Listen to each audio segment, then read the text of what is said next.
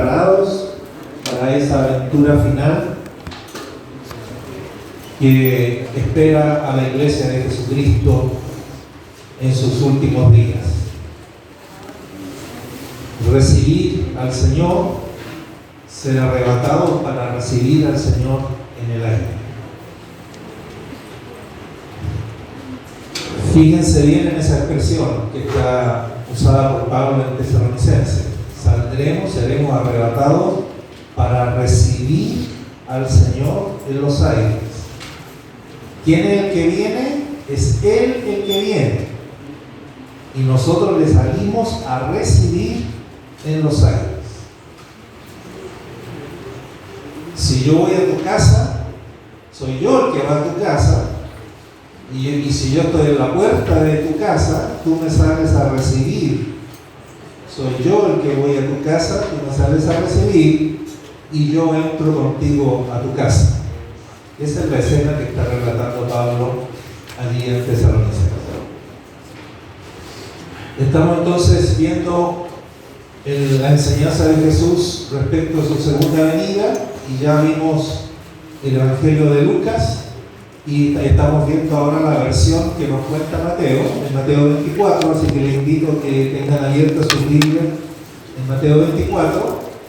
Y anoche ya vimos el primer párrafo, la enseñanza de Jesús en Mateo se divide solo en dos párrafos. No tiene ese segundo párrafo que vimos en Lucas, que va del capítulo 21, versículo 12 al 24. Ese párrafo no está aquí en Mateo. ¿Ya? Entonces, el primer párrafo en que se divide el discurso de Cristo en Mateo va desde el capítulo 24, versículos 3 al 8, donde, al igual que Lucas, presentó las señales que caracterizan a toda esta era, la era que va entre la primera venida de Cristo y su segunda venida. Todo ese espacio de tiempo, que ya lleva alrededor de duración de 2000 años, ha estado caracterizado por estas señales que están aquí desde los versículos 3 al 8 en Mateo 24. Y desde Mateo 24, versículo 9, que comienza con la palabra entonces, el Señor ya está comenzando a responder respecto de las señales de su venida o del fin del siglo.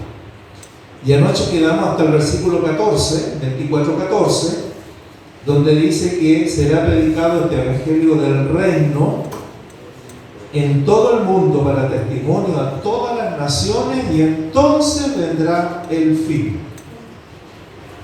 Según Lucas, el fin, con las señales del fin, se producirá cuando el tiempo de los gentiles haya terminado, cuando los gentiles hayan dejado de pisotear Jerusalén.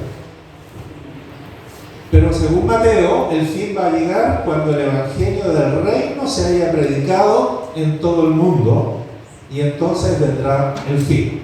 Por lo tanto, lo que tenemos a partir del 24:15 hasta el final del discurso son ya señales del fin. Y es interesante porque Mateo va a complementar lo que dice Lucas. Allá en Lucas vimos que las señales son señales en el sol, la luna, en las estrellas, etc.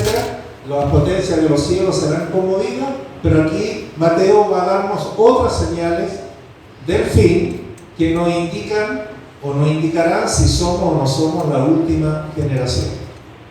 Entonces, fíjense cómo comienza el versículo 15. Mateo 24:15 dice, por tanto.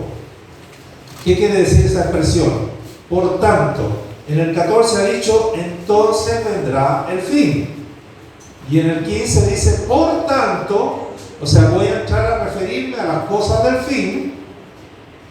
Por tanto, cuando veáis en el lugar santo la abominación desoladora de que habló el profeta Daniel, el que lee entienda, entonces los que estén en Judea huyan a los montes, el que esté en la azotea no descienda para tomar algo de su casa, el que esté en el campo no vuelva atrás para tomar su capa, mas ay de las que estén encintas y de las que críen en aquellos días.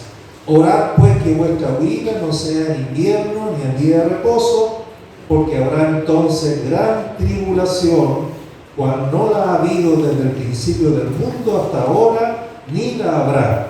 Y si aquellos días no fuesen acortados, nadie sería salvo, mas por causa de los escogidos, aquellos días serán acortados.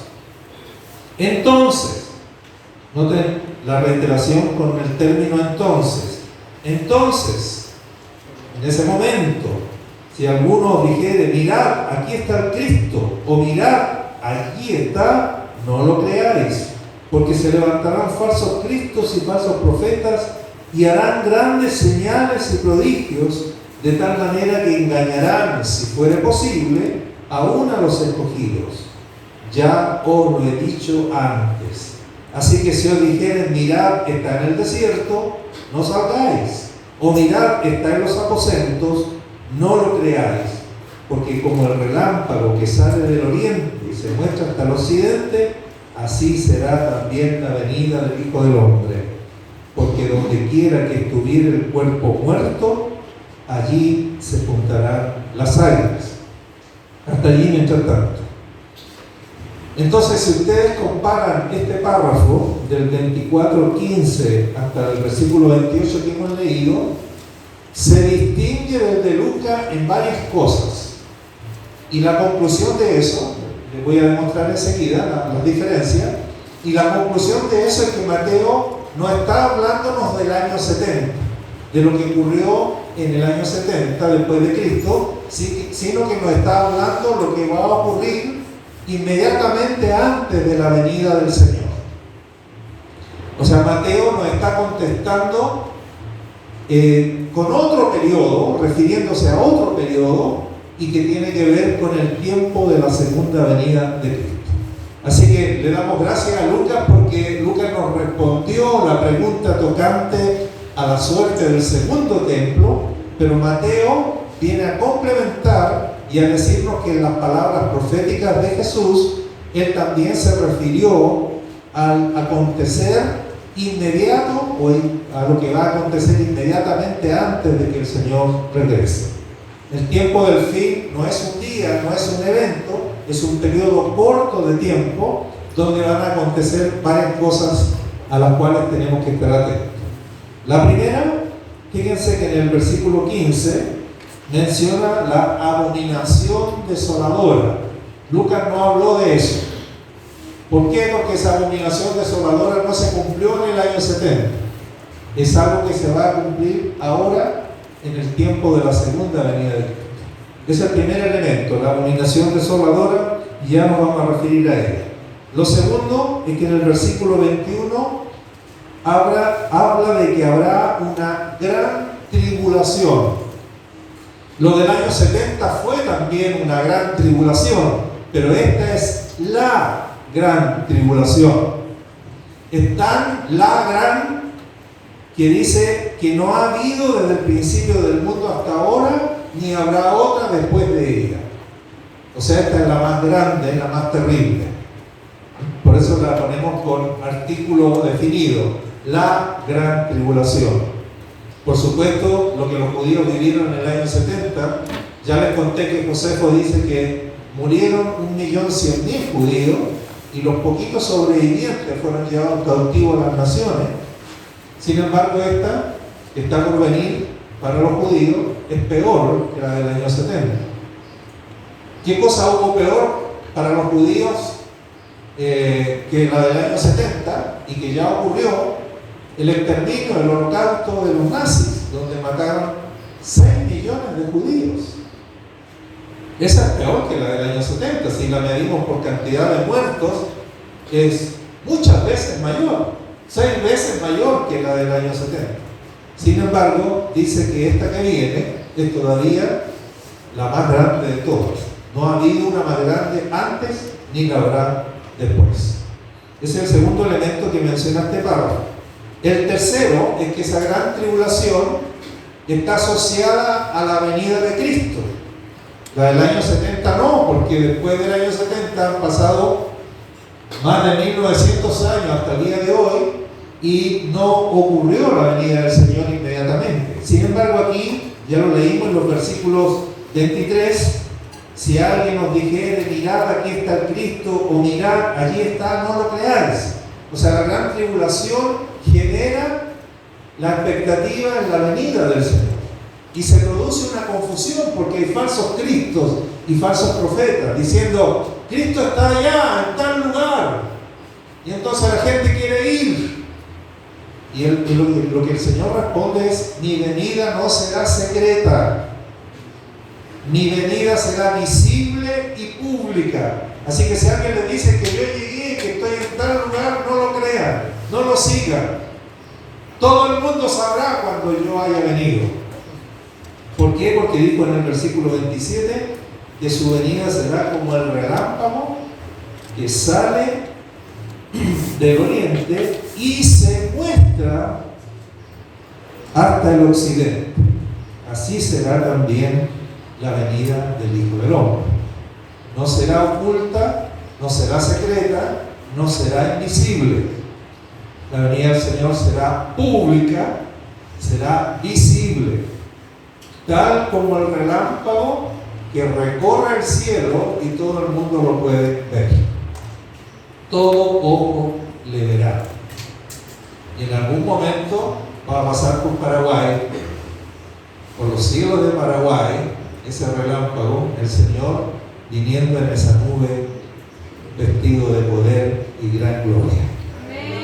Y los paraguayos, entre los cuales estarán ustedes, lo estarán esperando y saldrán a recibirlo en el aire. Bendito sea el Señor. Aleluya. Y el elemento más contundente, fíjense, en el versículo 29, de que estamos hablando no del año 70 aquí en Mateo, dice, noten el 29, e inmediatamente después de la tribulación de aquellos días. ¿Cuál tribulación? Díganme el versículo, a ver. ¿La tribulación de qué versículo? 21. Del 21, muy bien. Inmediatamente, ese adverbio de tiempo, en griego es el adverbio eutus, E-U-T-H-E-U-S, eutus, que aparece mucho en el Nuevo Testamento, significa precisamente eso, algo que va a acontecer inmediatamente después de lo anterior. Por lo tanto, esa tribulación no puede ser la del año 70, esta es otra tribulación, porque dice que inmediatamente después de aquella tribulación, ¿qué va a ocurrir?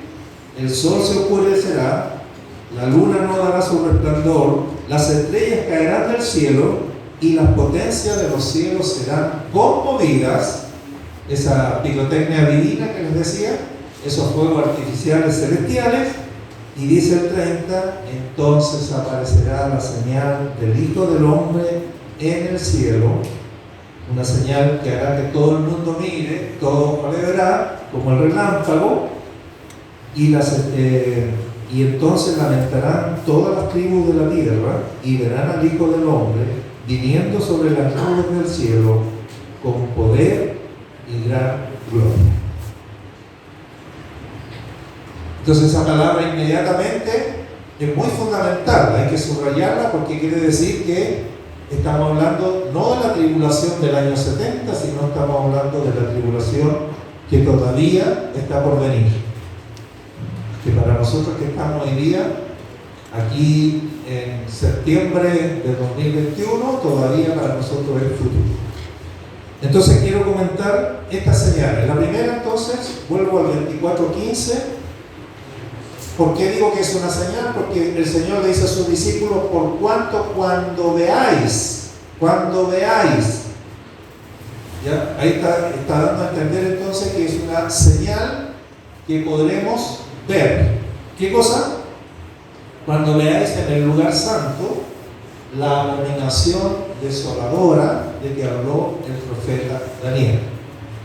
Les voy a dar los versículos donde está esa en el libro de Daniel, mencionada esta abominación desoladora, pero noten que según Jesús, esa abominación desoladora que habló el profeta Daniel, en los días de Jesús era todavía futuro, porque le está diciendo a los discípulos, más adelante, cuando ustedes vean la abominación desoladora, entonces Jesús está diciendo que esa abominación desoladora de Daniel es futura aún en la época de Jesús.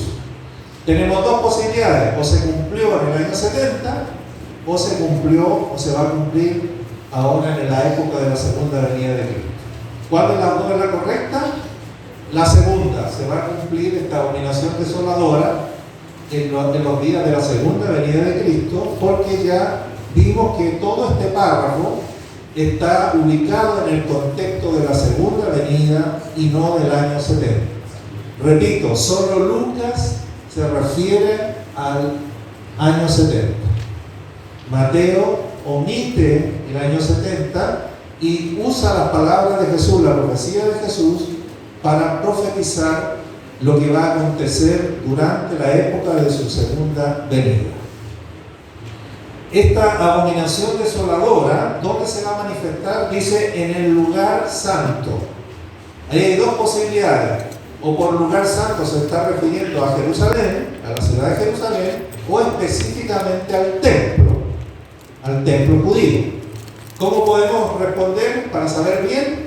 Bueno, veamos dónde dijo Daniel de esta abominación desoladora, abominación desoladora. Entonces les doy las citas, vayan al libro de Daniel, y tenemos 3 veces en el libro mencionada la abominación desoladora. La primera en Daniel 9:27. Daniel 9:27.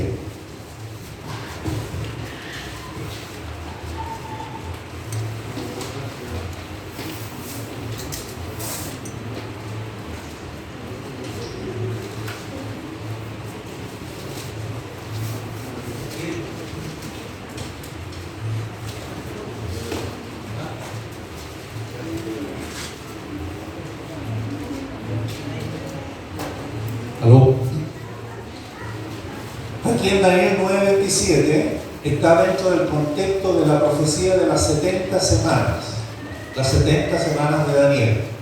Entonces dice, el último versículo, dice el 9:27, y por otra semana, la última, la semana 70, confirmará el pacto con muchos. A la mitad de la semana hará cesar el sacrificio y la ofrenda. Al decir esa expresión, que a la mitad de la semana había hecho un pacto por toda una semana, que son semanas de año, había hecho un pacto por una semana de 7 años, pero a la mitad de la semana, este personaje hará cesar el sacrificio y la ofrenda. ¿Dónde se ofrecía el sacrificio y la ofrenda? En el templo judío.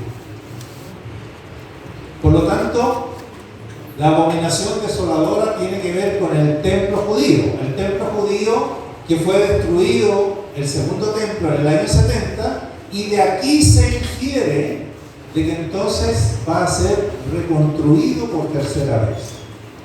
¿Por qué? Porque a la mitad de la semana este personaje hará cesar el sacrificio y la ofrenda. ¿Y qué va a ocurrir cuando haga eso? Después que haya cesado el sacrificio y la ofrenda, con la muchedumbre de las abominaciones vendrá el desolador. Después que haya hecho cesar el sacrificio y la ofrenda, con la muchedumbre de las abominaciones vendrá el desolador. El desolador es una referencia aquí al anticristo. ¿Ya? Él hará entonces cesar la ofrenda y el sacrificio y manifestará la abominación desoladora. ¿Hasta cuándo? Hasta que venga la consumación y lo que está determinado se derrame sobre el desolador. Porque al desolador no le va a salir gratis. Él hará una acción, pero el juicio de Dios le caerá. Pablo dijo así, dijo, al inicuo que el Señor destruirá con el resplandor de su venida. Lo matará con el espíritu de su boca y lo destruirá con el resplandor de su venida. Y ese será el final de este desolador. Aquí está la primera mención de la abominación desoladora de que habló el profeta Daniel. La segunda, en el capítulo 11, versículo 31. 11:31. Dice, y se levantarán de su parte, de este mismo personaje, se levantarán a favor o de parte de este personaje, tropas que profanarán el santuario. ¿Qué santuario? El santuario de los judíos, el templo judío. Aquí hay otra inferencia entonces que nos indica que el templo va a ser reconstruido, porque tropas de parte de este caballero, de este personaje, se levantarán, profanarán el santuario y la fortaleza, y fíjese, y quitarán el continuo sacrificio y pondrán la abominación desoladora. O sea, quitarán el continuo sacrificio. ¿Cuál es el continuo sacrificio que se celebraba en el templo judío? Permanentemente en el templo judío había un holocausto ofreciéndose a Dios. Un cordero por la mañana y un cordero por la tarde, de tal manera que ardía permanentemente en el altar de los sacrificios un holocausto continuo, un sacrificio continuo ofrecido a Dios. Y este caballero dice, quitará el continuo sacrificio y en su lugar pondrá la abominación desoladora. Recuerden que Jesús está diciendo, cuando vean entonces en el lugar santo, ¿qué lugar santo? El templo judío. Cuando vean en el lugar santo, en el templo judío, la abominación desoladora de que habló el profeta Daniel, entonces huyan, al igual que en el año 70, huyan, instrucción para los judíos o para sus discípulos, huyan, porque va a venir una tremenda persecución nuevamente. Y la última mención está en el capítulo 12 de Daniel, en el versículo 11.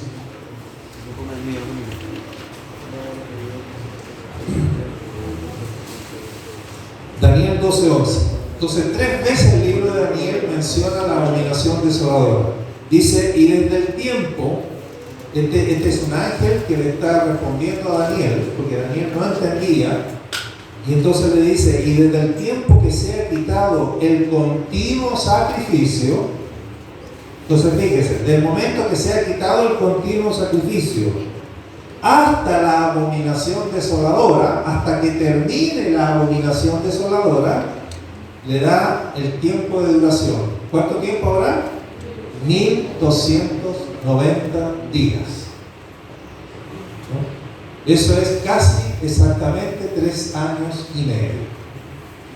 Desde que se ha quitado el continuo sacrificio hasta que termine esta abominación desoladora, pasarán 1290 días. 3 años y medio.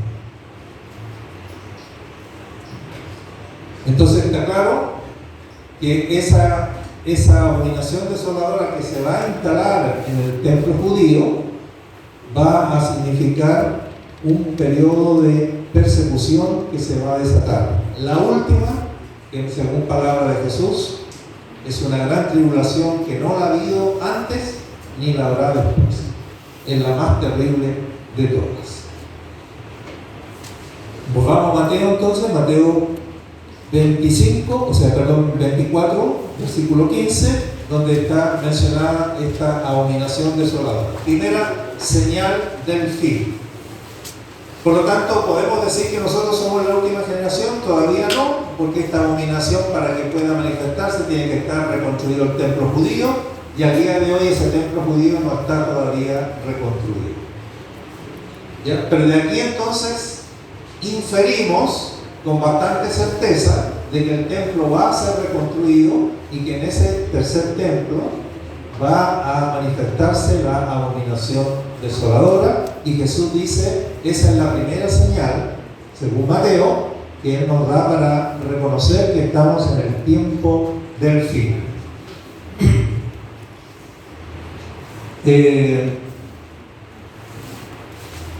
Lo segundo, ya dijimos el versículo 21, la mención de esta gran tribulación, producto de la abominación desoladora. Lo tercero es que esta época está inmediatamente relacionada con la segunda venida, porque se produce una tremenda expectativa por la venida del Señor, y la instrucción del Señor es: yo no voy a venir en secreto, no voy a venir en privado, yo no voy a venir en forma invisible, así que no se dejen engañar, porque cuando yo venga todo el mundo sabrá que yo vine. Todo el mundo se dará cuenta de mi venida, porque será como el relámpago. E inmediatamente después de aquella tribulación, entonces se manifiestan estas señales en el cielo, y aparecerá la señal del Hijo del Hombre, versículo 30, y viniendo sobre las nubes del cielo con poder y gran gloria. Y atención, versículo 31, porque no lo leí delante. Y cuando aparezca entonces, ¿cuál es el acontecimiento? Enviará sus ángeles con gran voz de trompeta. ¿Para qué se tocan las trompetas? ¿Para qué se usaban las trompetas en el Antiguo Testamento? Para convocar, para reunir, ¿no? Aquí en vez del pito podría haber sido la trompeta, ¿no es cierto? Y se hace el toque de trompeta y todos saben que tienen que salir de sus habitaciones y venir a congregarse. Bueno, Él enviará a sus ángeles con gran voz de trompeta y juntarán a sus escogidos de los cuatro vientos, desde un extremo del cielo hasta el otro. ¿Les suena eso al arrebatamiento o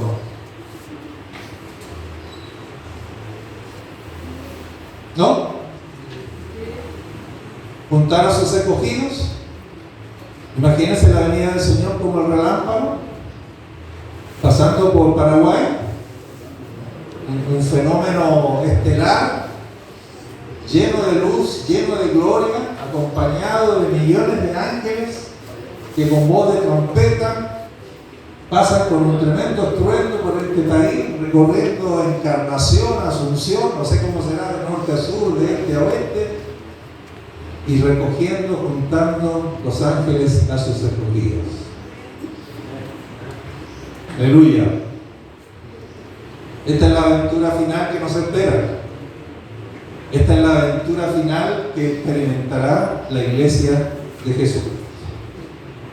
Y termina, al igual que en Lucas, diciendo: de la higuera aprended la parábola, cuando ya su rama está tierna y brotan las hojas, sabéis que el verano está cerca. Así también vosotros, cuando veáis todas estas cosas, conoced que está cerca a las puertas. Cuando alguien ya está en la puerta de tu casa, ya llegó.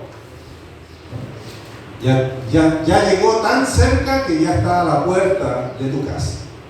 Esa es la figura que está usando aquí. ¿Cuándo? ¿Cuándo es eso? Dice: cuando veáis todas estas cosas. ¿Cuáles cosas? Las del 24:15 en adelante. Las del 24:15 en adelante, entonces son las señales que indican que nuestro Señor ya está cerca y que está a las puertas. Y otra vez va a reiterar entonces en el 34: de cierto os digo que no pasará esta generación hasta que todo esto acontezca. El cielo y la tierra pasarán, pero mis palabras no pasarán. Y agrega algo que no está en Lucas, pero que dice aquí: pero el día y la hora nadie sabe, ni aun los ángeles de los cielos, sino solo mi Padre. Y voy a terminar esta presentación con la preparación. Lo que tenemos a partir del 37, más todo el capítulo 25, donde hay varias parábolas, tiene que ver con las instrucciones del Señor para que estemos preparados para ese día. Anoche vimos que Lucas registró una pequeña exhortación del versículo 34 al 36. ¿Recuerdan cuál es la exhortación que dio en Lucas el Señor? Exacto.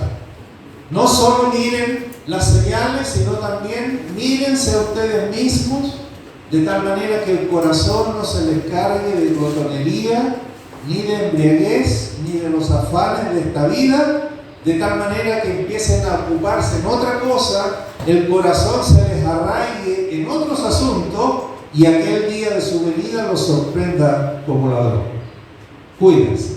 Ahora va a iniciar aquí en el 37 una serie de exhortaciones enseñándonos a nosotros cómo estar listos para su segunda venida.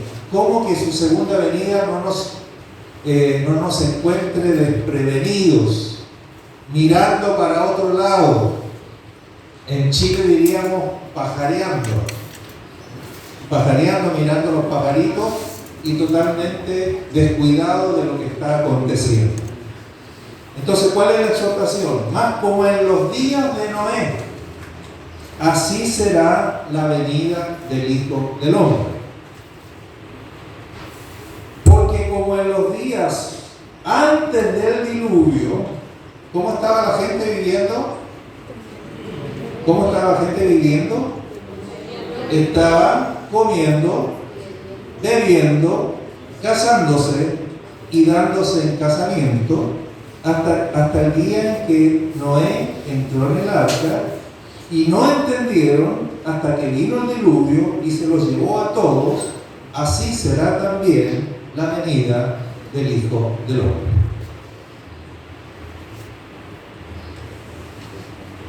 Me encuentro muy interesante porque noten ustedes, si ustedes leen Génesis respecto a los días de Noé, en Génesis dice que la tierra se había llenado de violencia y de maldad.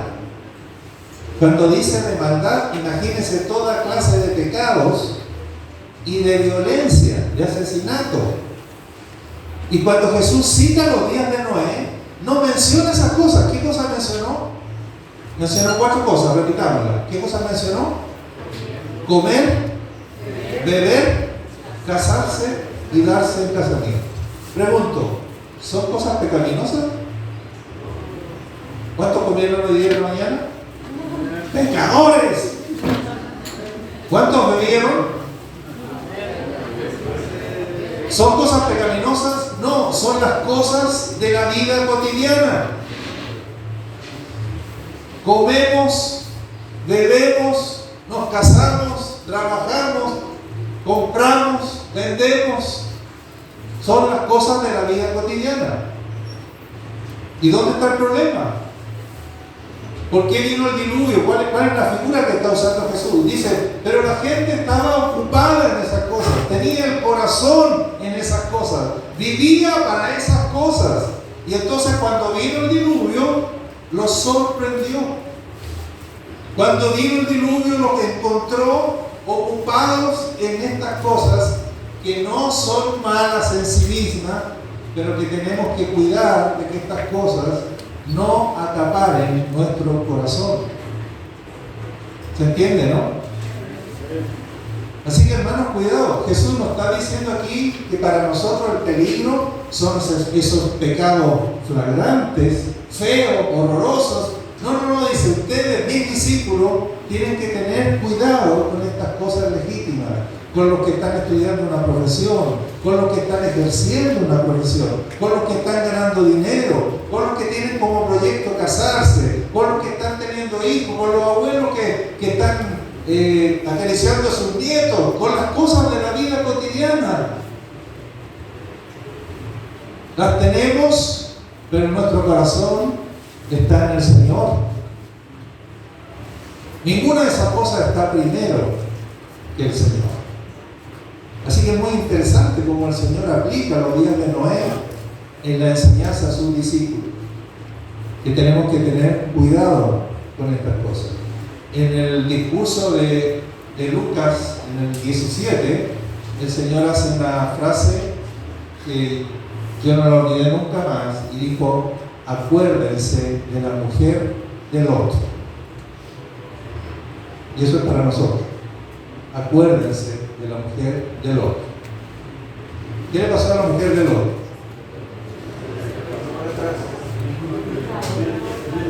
Iba saliendo de Sodoma porque Sodoma iba a ser destruida. Iba arrancando con su esposo, con Lot y con sus hijos o hijas, sus yernos, iban huyendo. Y la orden del Señor era: huyan de tal manera que ninguno siquiera tome tiempo en mirar hacia atrás. Y todos huyeron, todos huían. Pero la mujer de Lot, la esposa de Lot, miró hacia atrás y quedó convertida en una estatua de sal. Y uno dice: ¿por qué tanta severidad para una cosa tan chiquitita? Parece que hay pecados más severos, ¿no?, que mirar para atrás. Pero Dios que ve el corazón, ¿qué es lo que vio? ¿Por qué un juicio tan severo para algo que parece tan pequeño, tan insignificante como mirar para atrás? ¿Pero qué está diciendo ella mientras huía y miró hacia atrás? Ella quería salir, no quería salir, porque ella amaba lo que dejaba. Entonces, cuando ella mira hacia atrás, lo que está diciendo es: me duele dejar todo eso que era mío. ¿Y qué cosa era suya en Sodoma? Su casa, sus cosas, su jardín, sus flores, su despensa, su vajilla, sus perfumes, su ropa, el armario, sus zapatos, las carteras, todas cosas legítimas. Y es como que el Señor le hubiese dicho: muy bien, si tu corazón está en lo que dejas, quédate en paz. Quédate. Una pista, hermanos, para ese día, para el día de la venida del Señor. En ese día se revelará qué es lo que amas en tu corazón. Y si no es el Señor lo que amas en ese día, entonces te puede ocurrir lo que le ocurrió a la mujer de Lot. Por eso la exhortación del Señor es: acuérdate de la mujer de Lot.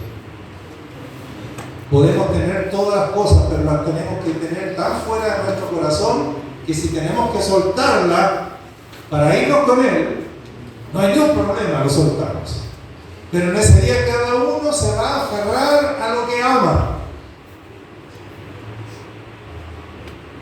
Si la mamá ama a los hijos más que al Señor, en ese día, cuando llegue el momento de su venida, ¿qué es lo que va a decir? No va a decir Cristo, va a decir mis hijos. Y se va a aferrar a lo que más ama. Y otro va a decir mi profesión. Y otro va a decir mi sueldo, mi chequera, mi cuenta corriente. Y no va a faltar el pastor que va a decir mis diezmos.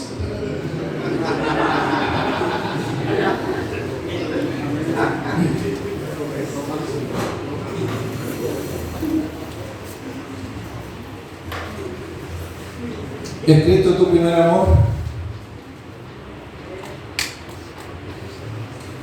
Si hay que soltarlo todo por Cristo, ¿estás preparado? En ese día se revelará el tesoro de tu corazón. ¿Y qué dijo Jesús? Donde esté vuestro tesoro, allí estará tu corazón. ¿Es Cristo tu tesoro o es otra cosa? Legítima, no estamos hablando de cosas malas. El hermano David Wilkerson, ¿lo conocieron? Él falleció, partió hace poco con el Señor. Él tiene un sermón que lo tituló así: cosas buenas por las cuales mucha gente no irá al cielo. Y es un título un poco extraño, porque uno dice: bueno, al cielo no se va por cosas malas. Pero ¿cómo por cosas buenas algunos no van a ir al cielo? Y se refiere a esto, a los días de Noé, a los días de Lot. ¿Cómo es que por cosas buenas nos podemos quedar? Porque esas cosas buenas entraron en tu corazón y tomaron el lugar de Cristo. Otra pista para que nos evaluemos. Algunos de ustedes dicen que no venga todavía el Señor porque tengo un hijo que no está convertido, o porque tengo un papá o un tío que todavía no está convertido, y yo no quisiera que venga el Señor esta noche porque Él se perdería. ¿Alguien tiene un sentimiento así? ¿Alguien ha usado alguna vez ese argumento? No, los jóvenes lo que más usan es que no venga todavía, no me casé. ¿Y qué? Todavía no me casé, que no venga. Bueno, claro. Sí, no venga todavía porque no me he casado.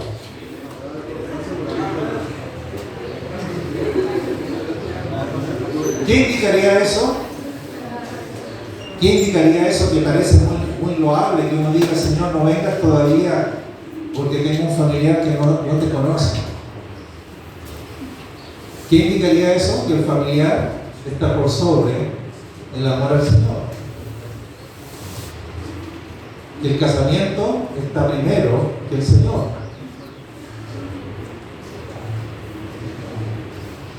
Pequeñas pistas para evaluarse. Yo tengo que amar al Señor y Él tiene que ser lo primero. Ahora yo descanso en que Él es justo. Por lo demás, si fuera tan cierto que el Señor por favor no venga hasta que se convierta mi familiar al cual yo quiero mucho, puede ser mi abuelo, mi abuela, mi papá, mi mamá, mi hermano, un primo, un sobrino. La pregunta es, ¿qué estás haciendo para que Él conozca al Señor? ¿Te estás derramando en oración e intercesión por Él? ¿Estás buscando la manera de compartirle de Cristo y de ganarlo para Cristo? No vaya a ser cosa que sea una mera excusa, que lo único que revela es que el Señor no es tu tesoro, que el Señor no es el tesoro de tu corazón. Nada puede estar primero que el Señor. Cuando ponemos la balanza al Señor con otras cosas, la balanza se inclina a favor del Señor inevitablemente. Bendito sea el Señor. Entonces, fíjense, versículo 40, entonces estarán dos en el campo, el uno será tomado y el otro será dejado. Dos mujeres estarán moliendo en un molino, la una será tomada y la otra será dejada. Velad pues, porque no sabéis a qué hora ha de venir vuestro Señor.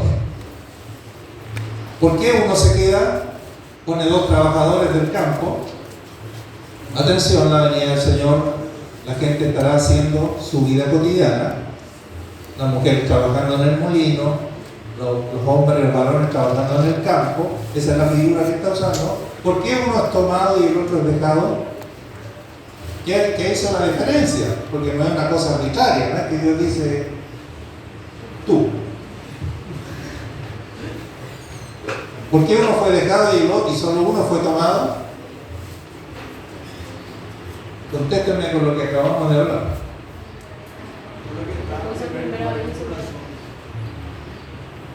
La diferencia no está en lo que estaban haciendo, los dos están trabajando en el campo, la diferencia está en el corazón. El que es dejado tiene en su corazón las cosas de este mundo, y el que es tomado tiene en su corazón a Cristo como su tesoro, como su primer amor. Entonces está aplicando los días de Noé en esta figura. Y la conclusión es, velen pues, no sabéis a qué hora ha de venir vuestro Señor. Hay que estar vigilantes, hay que estar con los ojos abiertos, hay que estar despiertos, hay que estar atentos. No solo mirando hacia afuera, mirándonos a nosotros mismos. ¿Estás anhelando que el Señor regrese? ¿Estás anhelando la venida del Señor?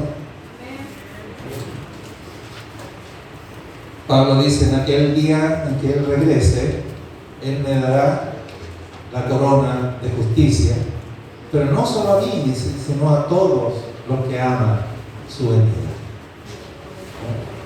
Bendito sea el Señor.